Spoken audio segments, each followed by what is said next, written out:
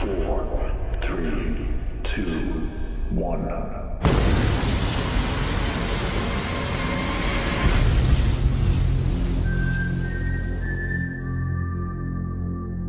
My name is Mason Herring, and we're here today with James Patterson, the author of best-selling trilogy Witch and the Wizard, to talk about this series, which has been called The Next Harry Potter.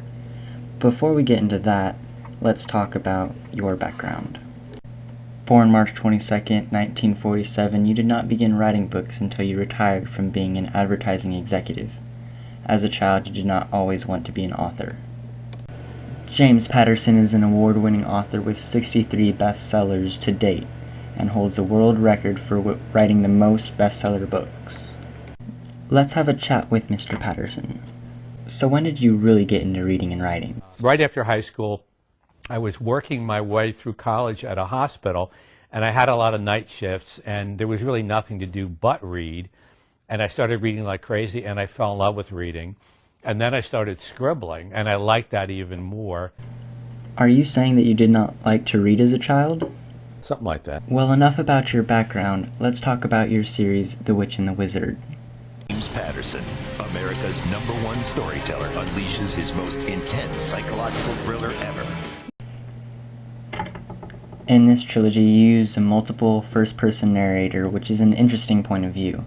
Now, some critics claim that a 60-year-old man cannot grasp the mind of a teenager in this day and age, and others say the way he can put himself in the shoes of anyone is outstanding. By using the brother Wit and his sister Wisty to tell the story, is it hard for you to switch back and forth, and do you think that confuses the reader?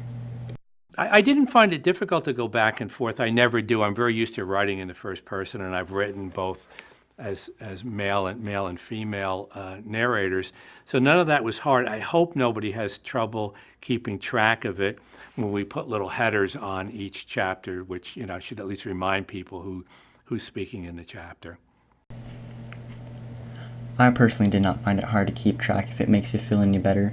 It's nice to read a book with a guy's perspective instead of a girl's. Next, I'd like to take a little time to talk about your ability to write books that appeal to teenagers with interesting plots and elements like magic and the supernatural. The dialogue the kids use is unlike any teenager I've ever heard. Words like delish. Who even says that? Teens want to be able to connect to the story, and when a character uses a word like delish, readers suddenly remember that an adult is writing the book. You do, in general, do a great job of being a teenager and using teen lingo. Like all books, they have their ups and downs, but thankfully, your word choice did not destroy the book. Do you have any advice to give to those who wish to be writers like you? What I've learned about writing bestsellers: make every page its own thriller. Everybody works so hard these days. You go to work, you raise your kids, and on top of that, you have to take care of your home. People need to relax to escape. People need to be entertained. I try to make sure that something exciting is always happening in my novels. I think that sums it up for our interview. I'll be looking forward to the movie. For those who haven't read the book yet, here's a clip about the series. Well, what have we here? The Witch and Wizard. Go ahead, say something.